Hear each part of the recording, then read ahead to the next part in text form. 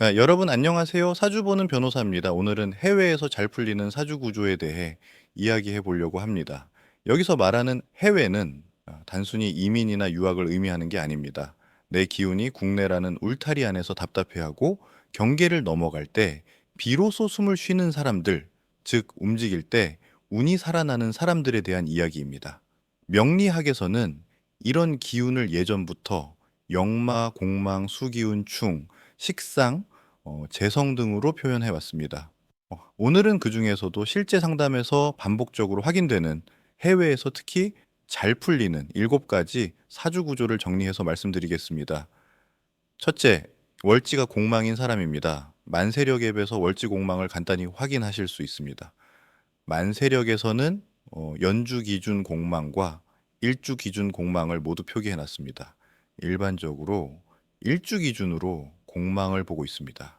여기에 일주 기준 공망인 지지의 글자들이 적혀 있는데 그 글자 중 한 글자가 월지에 있으면 월지 공망이 되는 것입니다.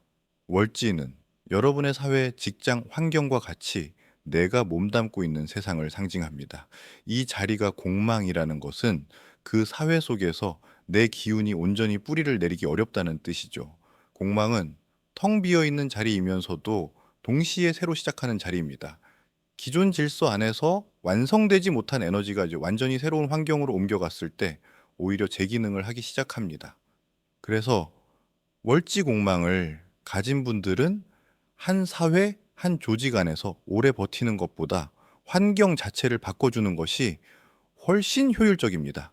해외로 나간다는 것은 단순히 주소를 옮기는 일이 아니라 인간관계, 언어, 생활 방식, 사고 방식을 통째로 바꾸는 행동입니다.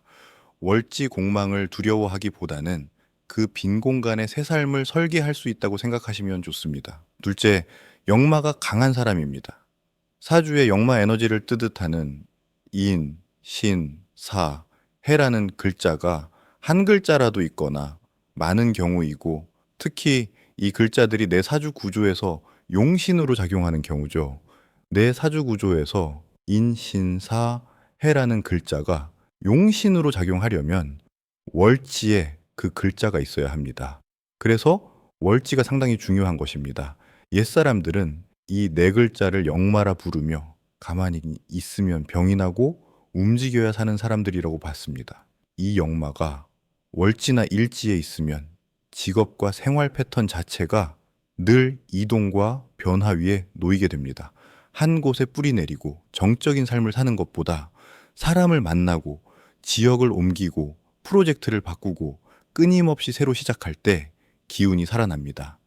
요즘 시대는 역마성을 가진 사람에게 유리한 시대입니다. 무역, 수출입, 해외 영업, 여행업, 항공, IT, 글로벌 콘텐츠, 온라인 비즈니스와 같이 국경을 넘나드는 모든 일들이 역마의 기운을 활용하는 직업이기 때문입니다. 얼마 전부터 해외 여행을 하면서 유튜브를 하는 크리에이터들 중에 큰 인기와 재물을 얻는 사람들이 많아졌습니다. 이런 분들은 식신상관이 잘 발달된 사주로서 자기 재주를 잘 살리면서도 잘 옮겨 다니는 역마성을 갖고 있는 사주 구조일 가능성이 큽니다. 그래서 역마가 용신인 사람은 떠나야 살고 움직여야 길이 열리는 팔자라고 보셔도 크게 틀리지 않습니다. 셋째, 수오행의 십성이 용신인 사람 혹은 사주의 수오행이 부족한 사람입니다. 수는 흐름, 순환, 이동의 기운입니다. 물이 고이면 썩고 흐르면 맑아지듯이 수기운이 필요한 사람은 고정된 패턴, 고정된 공간 안에서 살면 답답해지고 이동이라는 행위를 통해 운이 살아납니다. 옛날에는 바다를 건너는 것 자체를 수의 작용으로 보았기 때문에 수가 필요한 사주는 해외로 나가는 것을 좋게 봤습니다. 현대에 와서는 해외와 연결된 일, 즉 외국어, 무역, 유통, 해외 플랫폼, 글로벌 마케팅 같은 일들이 모두 수기운을 자극해주는 역할을 합니다. 중요한 건 해외라는 장소 자체보다 계속해서 흐르고 순환하고 섞이고 바뀌어가는 삶의 형태입니다. 수호행의 십성을 가진 분들은 내 삶이 강물처럼 흘러가고 있는지 아니면은 웅덩이처럼 고여 썩어가고 있는지를 한 번쯤 점검해 보셔야 합니다. 넷째, 월지와 일지가 충하는 사람입니다. 충은 서로 다른 속성이 부딪히고 흔들리는 현상을 의미합니다. 월지는 내가 딛고선 기반, 사회, 환경이고 일지는 나의 생활, 배우자, 일상의 중심입니다. 이 둘이 충을 이루고 있다는 것은 내 기반이 평생 한 번도 흔들리지 않고 평탄하게 가기는 어렵다는 뜻입니다. 이 구조를 가진 분들은 직장을 자주 바꾸거나 사는 곳을 자주 옮기거나 형태는 달라도 정착과 이동 사이에서 계속 진동하게 됩니다. 많은 분들이 이걸 불안으로만 받아들이는데 사실은 움직여야 살도록 설정된 팔자라고 보시면 됩니다. 이럴 땐 억지로 한 곳에서 버텨내려 하기보다 아예 큰 변동을 택하는 편이 오히려 길한 경우가 많습니다. 해외 유학, 장기 체류, 외국계 회사, 해외 파견, 교환 학생, 교황 근무 같은 선택들은 월지와 일지충의 변동성을 능동적 이동으로 전환시켜주는 길이 됩니다. 충은 피하는 게 아니라 내가 먼저 쓰는 것입니다. 그렇게 써줄 때 충은 더 이상 사고가 아니라 기회가 됩니다. 다섯째, 식신 상관이 강한 사람입니다. 식상은 생각을 표현하고 창의성을 발휘하고 내 안에 에너지를 바깥으로 내보내는 별입니다. 이 별이 강한 사람들은 정해진 틀과 규칙, 선배가 정해놓은 답과 같이 원래 이렇게 사는 거야 라는 말이 주는 답답함을 견디기 힘들어 합니다. 한국 사회처럼 정해진 코스가 있는 곳에서는 대학교, 취업, 결혼, 내 집 마련, 육아 같은 인생 패턴이 마치 정답처럼 주어지죠. 식상이 강한 사람은 이 정답이 오히려 족쇄가 됩니다.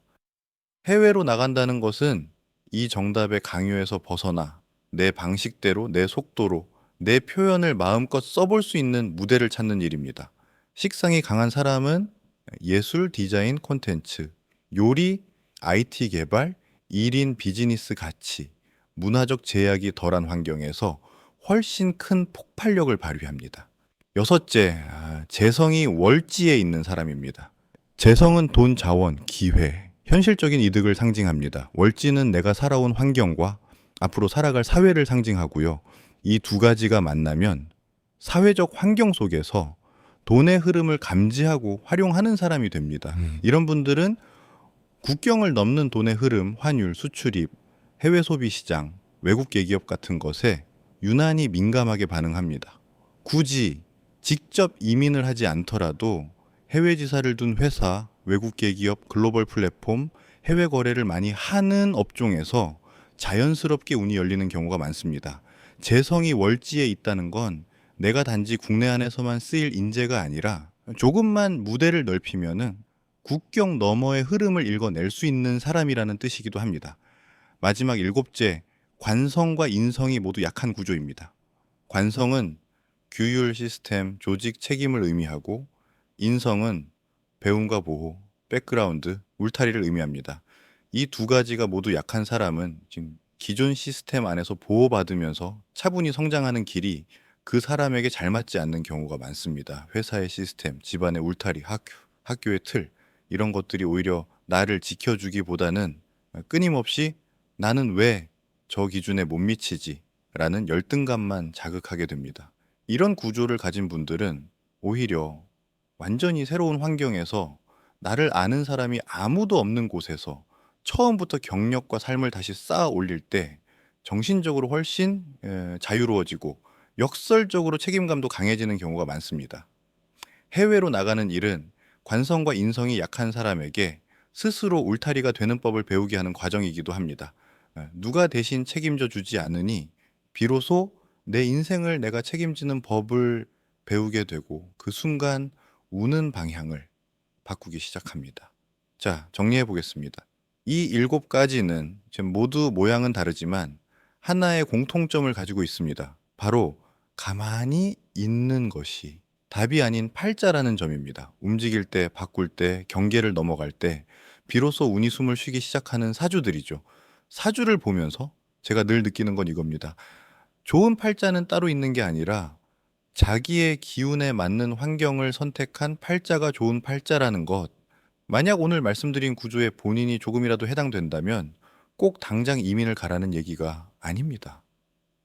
다만 삶의 방향을 넓히고 환경을 바꾸고 국경이든 업계이든 인간관계든 움직이는 선택을 한 번쯤은 진지하게 고민해 보시라는 겁니다. 운은 가만히 있는 사람에게 말 걸지 않습니다. 움직이는 순간 그동안 닫혀 있던 문들이 하나둘씩 다른 얼굴로 보이기 시작할 겁니다. 여러분 각자의 사주 속에서 꼭 자신에게 맞는 무대를 찾아가시길 진심으로 응원합니다. 오늘도 끝까지 들어주셔서 감사합니다. 지금까지 사주 보는 변호사였습니다. 내용이 유익하셨다면 구독과 좋아요 부탁드립니다.